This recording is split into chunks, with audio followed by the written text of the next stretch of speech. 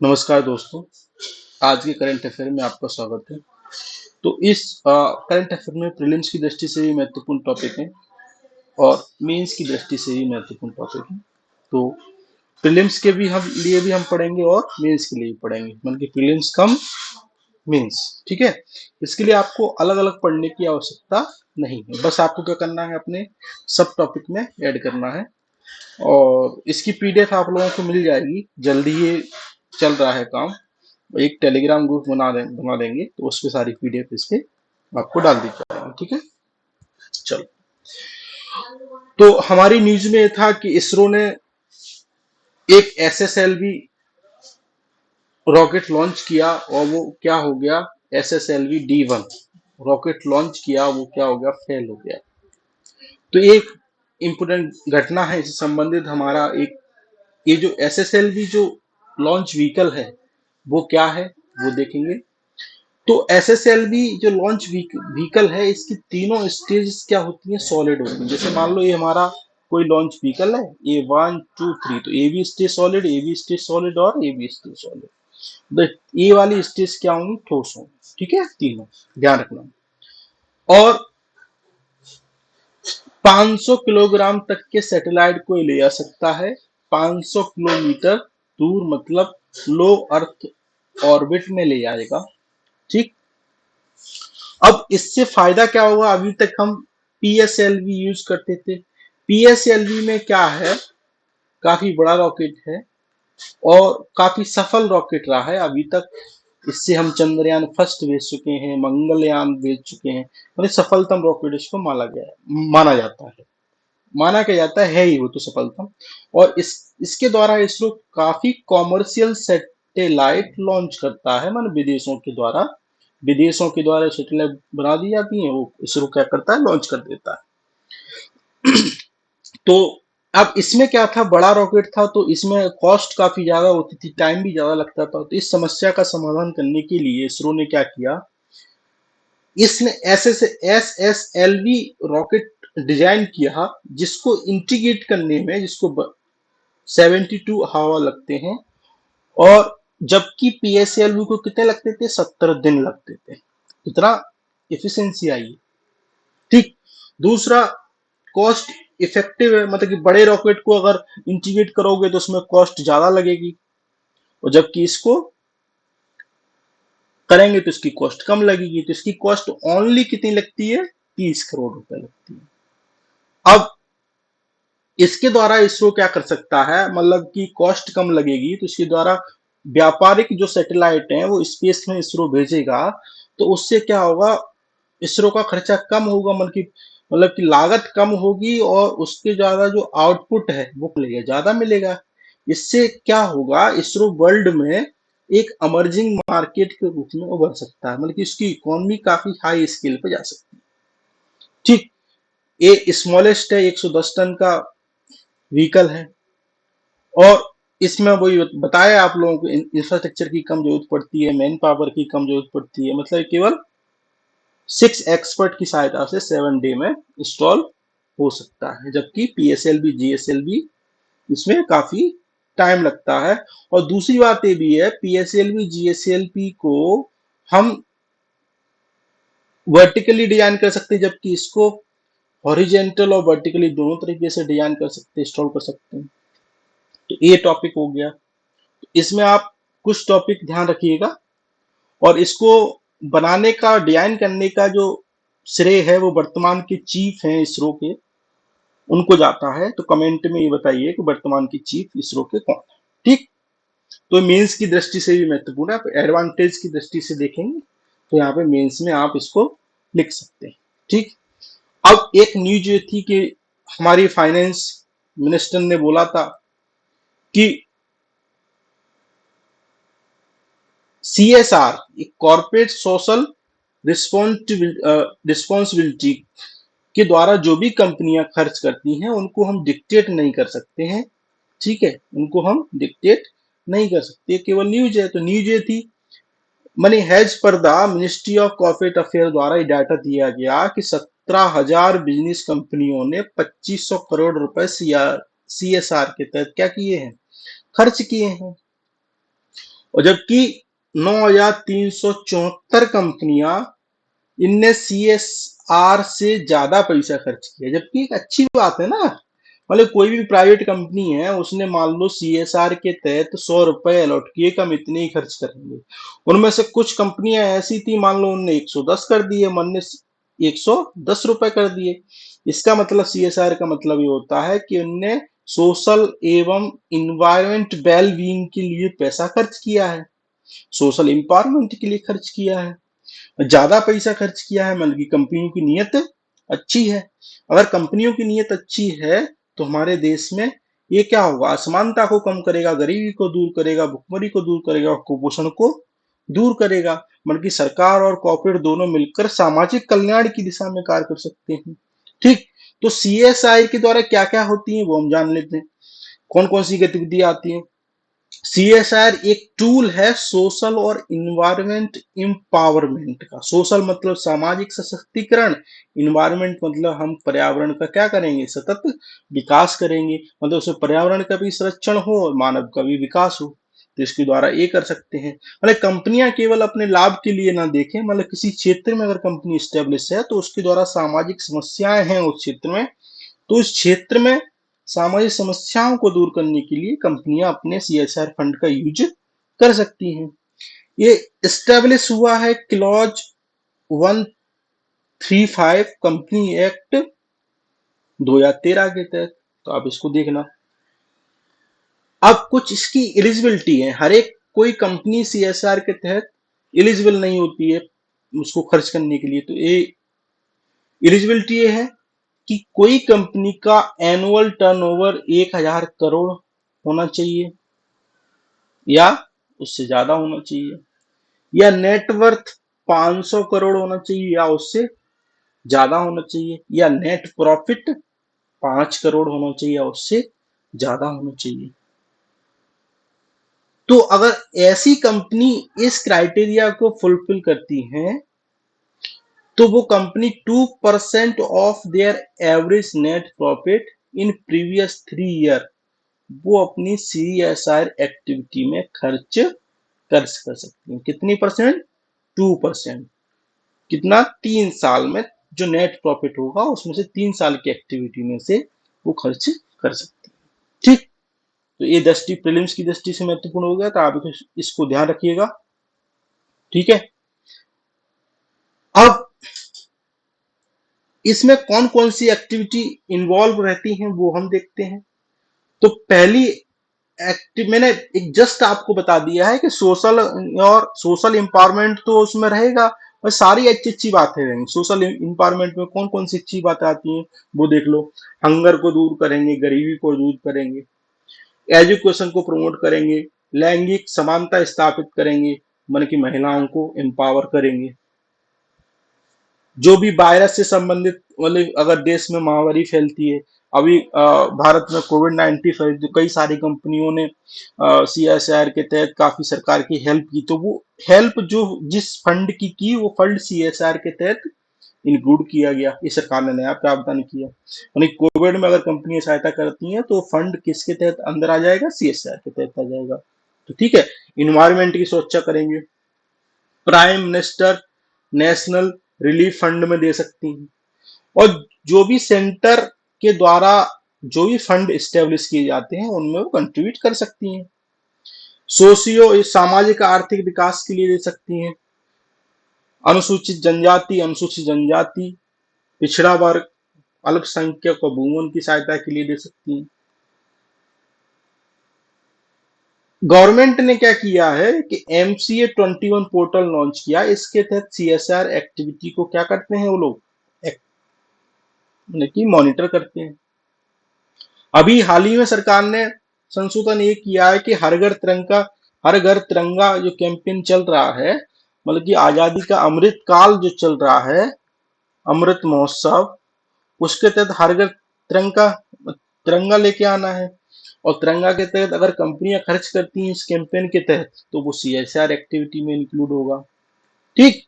और भी स्वच्छ भारत कोष, गंगा फंड, प्रधानमंत्री national relief fund, PM care. ठीक है। तो ये सारी बातें। अब ये आप लोग कमेंट में बताइए कि पीएम केयर क्या है, ठीक, और ये कब इस्टेब्लिश हुआ, ये कमेंट में आप मुझे बताना। आप कमेंट किया करो, कमेंट करते हो तो मुझे अच्छा लगता है, ठीक। तो इसी शेयर होगा, कोई दिक्कत।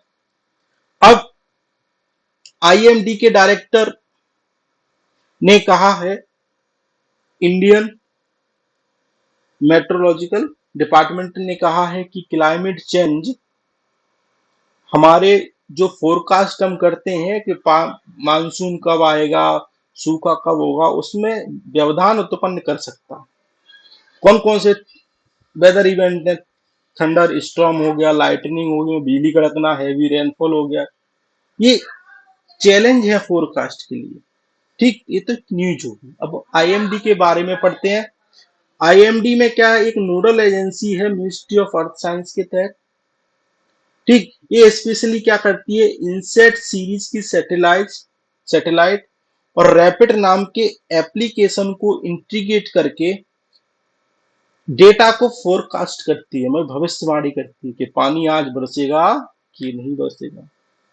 और इसरो के साथ इसने कोलैबोरेशन किया है। इसरो क्या करता है, इनको टेम्परेचर की जानकारी देता है, विंड स्पीड की जानकारी देता है, और आदि जो भी ह्यूमिडिटी की जानकारी देता है, ताकि इनको फोरकास्ट करने में क्या हो, आसानी है। आप रैपिड को ध्यान रखना, ठीक। अब कौन सा मॉडल यूज करता है, सी सरफेस टेम्परेचर इस देखता है, नॉर्थ अटलांटिक सी और नॉर्थ पैसिफिक सी में सी टेम्परेचर क्या है, इक्वेटोरियल साउथ इंडियन ओशियन में सी सरफेस टेम्परेचर देखा जाता है, ईस्ट एशिया मीन सी लेवल प्रेशर देखा जाता है, north west Europe land surface air temperature देखा जाता है, और equatorial Pacific warm water volume देखा जाता है। इन सब की पैरामीटर की सहायता से हम क्या करते हैं, वेदर की क्या करते हैं, फोरकास्टिंग करते हैं, ठीक है। अगर मान लो क्लाइमेट चेंज होता है तो ये फोरकास्टिंग करने में पैरामीटर उतने सुविधाजनक नहीं होंगे, ठीक है। इनमें असमानताएं उत्पन्न होंगी, क्या होंगी बेटा, असमानताएं उत्पन्न होंगी, तो वो फोरकास्ट करने में दिक्कत आएगी, यही इसरो ने कहा, ठीक। ये कोई दिक्कत?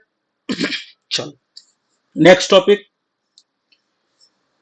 अभी हाल ही में इलेक्ट्रिसिटी बिल अमेंड 2022 आया है, उसको कमेटी स्टैंडिंग कमेटी के पास भेजा गया है। स्टैंडिंग कमेटी का मतलब ये होता है कि जो भी बिल आता है स्टैंडिंग कमेटी के लिए रिव्यू करने के लिए, जो भी सुझाव होते हैं उसके लिए स्टैंडिंग कमेटी के पास भेजा जाता है। उसको मतलब बहुत डिटेल में उसको एनालाइज करती है, क्योंकि पार्लियामेंट में हो नहीं पाते तो विषय विशेषज्ञ के रूप में स्टैंडिंग कमेटी में लोग कार्य करते हैं। तो इस बिल के लाने का उद्देश्य क्या है, पावर डिस्ट्रीब्यूशन सेक्टर में क्या लाना है, रिफॉर्म लाना है, और जो मोनोपोली है कुछ कंपनियों की उनको तोड़ना है, और कंज्यूमर की चॉइस क्या करना है, मन की चॉइस ऑफ कंज्यूमर देखना है। आज क्या है, मान लो अगर हम कोई एक, मान लो कोई कंपनी है वो लाइट दे रही है, और कंपनी पे मैं कंपनी ए के द्वारा आप लाइट ले रहे हैं, तो उसने उसकी लाइट कट ज्यादा होती, बार बार चली जाती लाइट, लेकिन कंपनी बी एक और है, उससे आपने लाइट ले ली, वो अच्छी लाइट है, मतलब कभी जाती ही नहीं है। तो कंज्यूमर क्या कर सकेगा, एक ही जगह बी पे कहाँ हो जाएगा, बी पे शिफ्ट हो जाएगा। तो इससे क्या हुआ, कंपनी अगर दो कंपनी है मार्केट में तो दोनों में क्या होगी, प्रतिस्पर्धा बढ़ेगी, और प्रतिस्पर्धा बढ़ेगी तो कंज्यूमर को क्या होगा, फायदा ही होगा, ठीक। जैसे आजकल में मोबाइल में डेटा के संबंध में देखा जाता है, हालांकि डेटा आजकल महंगा हो गया है, यही संभावना इसमें भी हो सकती है। आगे चलकर शुरुआत में कंपनियां कम देंगी, कम में आपको डेटा देंगे, अच्छी चीज देंगी, लेकिन बाद में मैंने ये प्राइवेट होने के बाद जो भी चीजें हैं वो क्या हो जाएगी, महंगी कर दी जाएंगी। तो बाद में परेशान कौन होगा, ग्राहक परेशान होगा। अब प्रोविजन क्या किया है, मान लो कोई न्यू सप्लायर आया, तो जो ऑलरेडी जो मुझे लाइट के वायर है, तो न्यू सप्लायर के लिए नया वायर लगाने की आवश्यकता नहीं है, जो हमारा इंफ्रास्ट्रक्चर है उपलब्ध उसी के द्वारा वो उसको सप्लाई कर सकता है, ये प्रोविजन है। मान लो कोई, जैसे मैं हूं, मैंने अगर डिस्कॉम के लिए मान की सप्लाई के लिए लाइसेंस दिया कंपनी में, उन्हें 90 दिन तक वो बैठे रहे और उनने इस पे कोई रिस्पॉन्स नहीं दिया, तो उसमें ये प्रोविजन है कि ऑटोमेटिकली वो क्या हो जाएगा, उसको लाइसेंस प्राप्त माना जाएगा। तो इससे क्या होगा, प्रक्रिया आसान होगी। ठीक है, लोग लेट नहीं करेंगे, अधिकारी वगैरह bureaucrats. Multiple electricity provider consumer choose कर सकेगा, ये पॉइंट हम कर चुके हैं।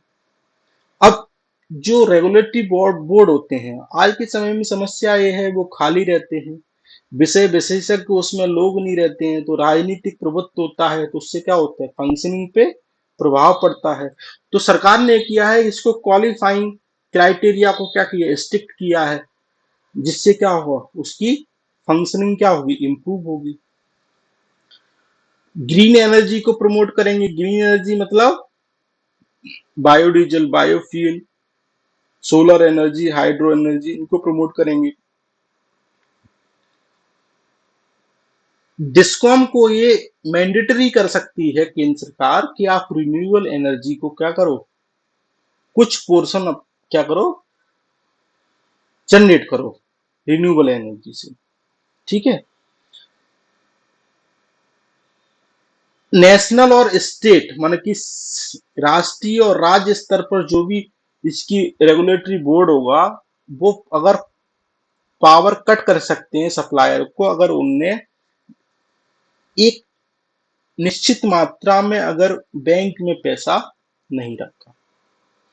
आजकल में जो डिस्कॉम कंपनियां हैं काफी बर्बाद है, कोई फ्री बिजली दे रहा है तो उससे क्या होता है, उनको नुकसान होता है, सरकार बाध्य करती है, तो वो काफी घाटे में चल रही है। ठीक है, और सेफ्टी सुरक्षा को बढ़ावा देने सब है, तो इससे पॉजिटिव इम्पैक्ट क्या होगा, डिसिप्लिन आएगा डिस्कॉम में। एनडीसी टारगेट मतलब नेशनल डिटरमाइंड, ये टारगेट है, जैसे पेरिस 2070 तक हम क्या हो जाएंगे, कार्बन न्यूट्रल हो जाएंगे। प्रधानमंत्री मोदी जी ने घोषणा की थी पेरिस क्लाइमेट की, जो सिक्वेंस में जो समिट चल रही है। ठीक, फंक्शनिंग ऑफ डिस्कॉम की जो कार्यशैली है वो अच्छी होगी, मतलब कार्य संस्कृति बढ़ेगी, प्रतिस्पर्धा बढ़ेगी, कंज्यूमर को लाभ होगा। कंसर्न क्या है,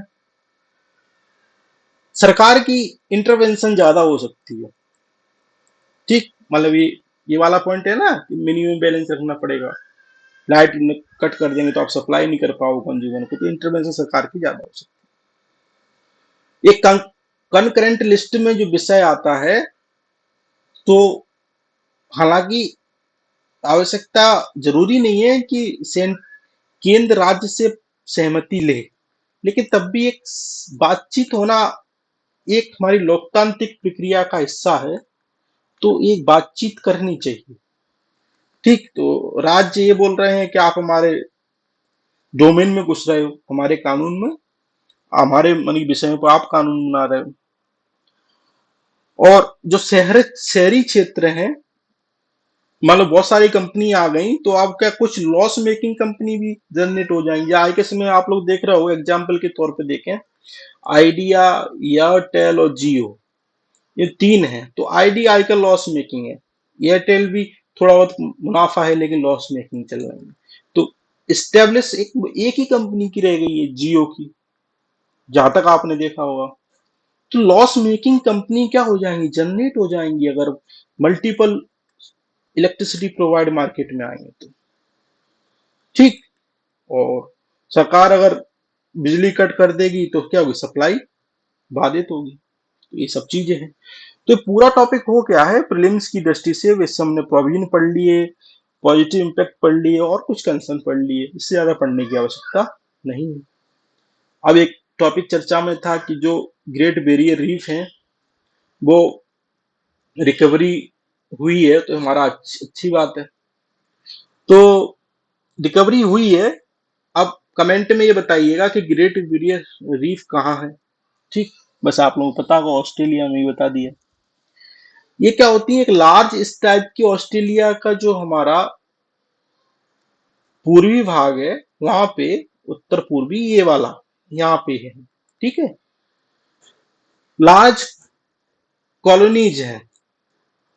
ठीक है, ये हमारा एल्गी होते हैं, और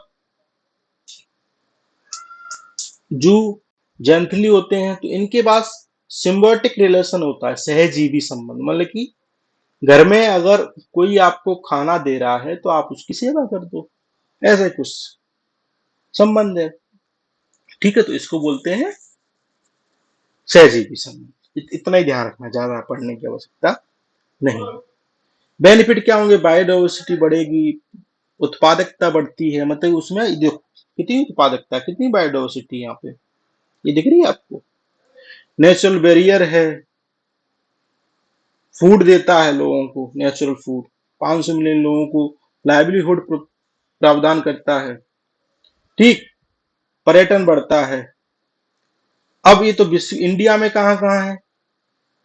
गल्फ ऑफ कच्छ में है, गल्फ ऑफ मन्नार में है, अंडमान निकोबार में है, लक्षद्वीप में है, लक्षद्वीप आइसलैंड में है, और मेलबर्न में है, जो कहाँ है? महाराष्ट्र में है। तो ये चीज आपको ध्यान रखना। ठीक, तो ये चीज पढ़ ली। एक न्यू स्टार टीटी चर्चा में थी। सिंपल आपको ध्यान रखना है, न्यू स्टार टीटी संबंधित है यूनाइटेड स्टेट ऑफ अमेरिका और रसिया से संबंधित। इसका मेन उद्देश्य ये है कि स्ट्रेटेजिक जितने भी ऑफेंसिव जो हथियार हैं उनको क्या करना है? कम करना है। हाल ही में यूएसए, रसिया के द्वारा यूएसए ने कहा कि हम आपके यहाँ देख ले जाके कि कितने हथियार आप रखे हो। यूएसए ने कहा नहीं, हम नहीं दिखाएंगे। तो इसलिए चर्चा में थी। ठीक है, तो न्यू स्टार टीटी शब्द आप लोग ध्यान रखना, और किससे संबंधित है और किन देशों से संबंधित है, तो ये चीज आता है। ठीक, अभी 14वें राष्ट्रपति बने हैं जगदीप धनकर। आर्टिकल 63 के तहत इनका कॉन्स्टिट्यूशन में प्रावधान है। इनका जो जो इनको नियुक्त करता है, इलेक्टोरल जो कॉलेजियम होता है, उसमें मेंबर संसद के राज्यसभा से भी होते हैं और लोकसभा से भी होते हैं। मतलब कि निर्वाचित भी होते हैं और मनोनीत भी होते हैं। जबकि राष्ट्रपति में राज्यसभा से भी होते हैं और लोकसभा से होते हैं, लेकिन मनोनीत नहीं होते हैं। ये ध्यान रखो, माइनर डिफरेंस है। और इसमें स्टेट के भी होते हैं, और दिल्ली और पांडिचेरी भी है, दूरा। जम्मू कश्मीर अभी इसमें राष्ट्रपति में नहीं है, क्योंकि राष्ट्र उपराष्ट्रपति के चुनाव में बोथ मेंबर, मतलब कि मेंबर ऑफ बोथ हाउस से होते हैं, जिसमें मनोनीत भी होंगे और निर्वाचित भी होंगे। राज्य के मेंबर इसमें वोट नहीं करते हैं। राज्यसभा के एक्स ऑफिशियल चेयरमैन होते हैं। ठीक, ये ध्यान रखना। एक ब्लू बॉन्ड एसबीआई लेके आई है कंसेप्ट। उसने बोला है कि हम इश्यू करेंगे, जिसमें ओशियन और ब्लू इकोनॉमी से संबंधित जितने भी कार्य होंगे वो सब करेंगे। ब्लू इकोनॉमी का मतलब क्या है? Sustainable use of ocean resource. Ocean में कौन कौन से रिसोर्स मिलेंगे, उनका हम क्या करेंगे? सतत उपयोग करेंगे, जिससे क्या हो? आर्थिक समृद्धि हो, रोजगार बढ़ सके, लोगों का जीवन यापन अच्छा हो, और लोगों को जॉब मिले। ठीक, ये सब चीजें हैं। एक एक्स वज्र प्रहार एक्साइज है, जो भारत और अमेरिका के मध्य की गई। ठीक, तो ये चीज आप लोग ध्यान रखोगे। तो आज का करंट अफेयर टॉपिक इतना ही था। कल मिलते हैं नए टॉपिकों के साथ। तब तक अपना ख्याल रखिएगा। धन्यवाद।